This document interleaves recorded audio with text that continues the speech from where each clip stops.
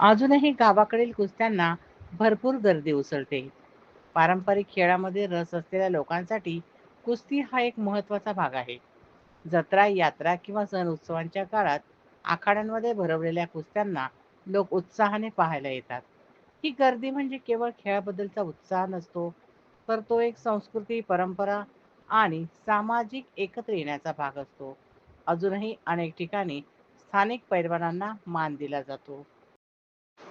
पूर्वी कुस्त्यांमध्ये रेवडी, मुरमुरे, शाल, नारळ किंवा सन्मानचिन्ह अशा पारंपरिक वस्तूंवर कुस्त्या लावल्या जायच्या. त्यातून सन्मान आणि प्रतिष्ठा मिळवणं हाच प्रमुख उद्देश असे. गावातल्या ज्येष्ठ मंडळींनी गदा देणं हे फार मोठं मानाचं समजलं जायचं. पण आजच्या काळात काळानुसार बदल झाला आहे.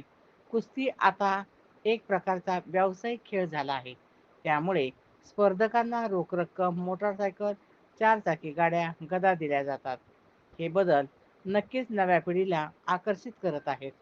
पण काही ठिकाणी अजूनही पारंपरिक पद्धती जपल्या जात आहेत.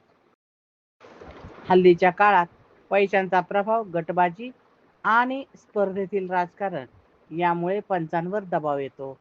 कधी चुकाही होतात, तर कधी पक्षपाती निर्णय घेतले जातात, असं दिसून येतं. त्यामुळेच मल्ल, आयोजक आणि प्रेक्षकांमध्ये नाराजी निर्माण होते. काही वेळा पंचांवर आरोपही होतात किंवा त्यांना मारहाणीच्या घटना घडतात. हे खरोखरच दुर्दैवी आहे.